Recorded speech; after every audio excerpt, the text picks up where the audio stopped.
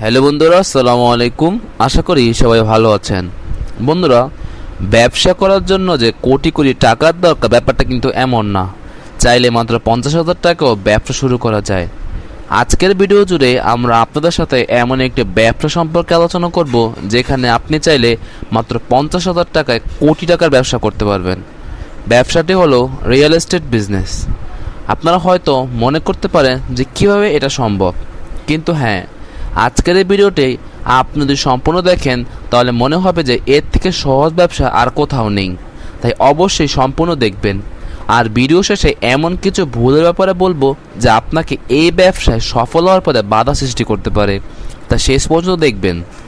আর আপনি যদি এরকমই বিভিন্ন প্রকার ব্যবসা বিষয়ক আইডিয়া পেতে পছন্দ করে থাকেন তাহলে আমাদের চ্যানেলে সাবস্ক্রাইব করে রাখুন, যদি না আপনি আমাদের কোনো প্রকার আপডেট ভিডিও মিস না করতে চান।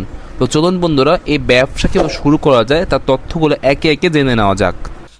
প্রথমেই জেনে নেওয়া যাক রিয়েল এস্টেট ব্যবসাটা কী।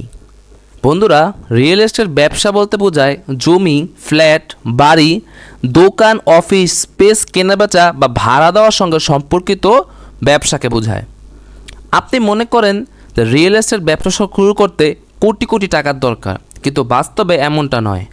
বাস্তবে আপনি চাইলে একটি মধ্যস্থকারী ব্রোকার হিসেবে এই ব্যবসা শুরু করতে পারবেন। কীভাবে শুরু করবেন? প্রথম ধাপ হলো আপনাকে এলাকার জমি বা ফ্ল্যাট সম্পর্কে তথ্য সংগ্রহ করতে হবে।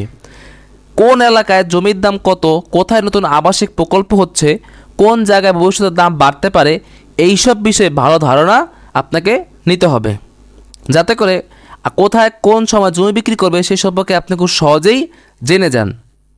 দ্বিতীয়ত, জমি ও ফ্ল্যাটের মালিকদের সঙ্গে আপনাকে ভালো একটা সম্পর্ক তৈরি করতে হবে এবং তাদের কাছ থেকে বিক্রির জন্য থাকা সম্পত্তির তথ্য সংগ্রহ করতে হবে, যে তারা কোন কোন সম্পত্তিগুলো বা কোন কোন জমিগুলো বা কোন কোন ফ্ল্যাটগুলো বিক্রি করতে চায়। এবার 3 নম্বর ধাপ হলো ক্রেতা খোঁজা।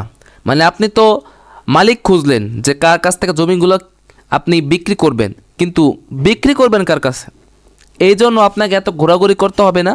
আপনি আপনার Facebook page, Facebook group, YouTube, WhatsApp ও পরিচিতদের মাধ্যমে ক্রেতা খুঁজতে পারবেন। এখন আসা যাক বিনিয়োগ করা 50,000 টাকা আপনি কোথায় খরচ করবেন। নাম্বার 1, ফেসবুক মার্কেটিং ও বিজ্ঞাপনের জন্য। নাম্বার 2, একটি ভালো স্মার্টফোন এবং ইন্টারনেট সংযোগ দেওয়ার জন্য। নাম্বার 3, ভিজিটিং কার্ড ও ব্যানার। নাম্বার 4, যাতায়াত ও ছোটোখাটো অফিস খরচ। এই সমস্ত কাজে মূলত আপনাকে আপনার বিনিয়োগকৃত 50,000 টাকা খরচ করতে হবে। ফেসবুক মার্কেটিং ও বিজ্ঞাপনের মাধ্যমে আপনি সম্পত্তি বা আপনার প্রোডাক্টগুলো বিক্রি করবেন, সেগুলোর ছবি এবং তথ্য দিতে পারবেন এবং একটি ভালো স্মার্টফোন ও ইন্টারনেট সংযোগের মাধ্যমে ক্রেতাদের সাথে সংযোগ স্থাপন করতে পারবেন এবং আপনার পাড়া মহল্লায় সম্পর্ক স্থাপন করার জন্য, ব্যবসা বাড়ানোর জন্য ভিজিটিং কার্ড এবং ব্যানার দিতে পারে। ছোটোখাটো অফিস নিলে আপনাকে মানুষ চিনবে এবং বিভিন্ন সম্পত্তি বিক্রি করলে বা কিনলে আপনার কাছে আসবে। কিভাবে আয় করবেন? ধরুন আপনি 10 লাখ টাকার একটা জমি বিক্রি করে দিলেন। যদি আপনার কমিশন 5% হয় তাহলে আপনার আয় হবে 50,000 টাকা। মাসে যদি এমন 3টি ডিল করতে পারেন তাহলে আপনার আয় হতে পারে 1,50,000 টাকা পর্যন্ত। তবে আয় নির্ভর করবে আপনার দক্ষতা, সততা, পরিশ্রম ও কর্মদক্ষতার উপর। এখন আসা যাক যে ভুলগুলো করলে আপনি ব্যবসায় সফল হতে পারবেন না। নাম্বার 1, কাগজপত্র যাচাই না করে কোনো ডিল করবেন না। নাম্বার 2, মালিকানা নিশ্চিত না হয়ে কোনো অগ্রিম টাকা লেনদেন করবেন না। নাম্বার 3, অবাস্তব লাভের প্রতিশ্রুতি দেবেন না। নাম্বার 4, সবসময় জমির দলিল ও প্রয়োজনীয় কাগজপত্র ভালোভাবে যাচাই করে ক্রেতা ও বিক্রেতাকে বুঝিয়ে দেবেন। অতএব এই জিনিসগুলো জানলে এবং মানলে আপনি ব্যবসায় সফল হতে পারবেন।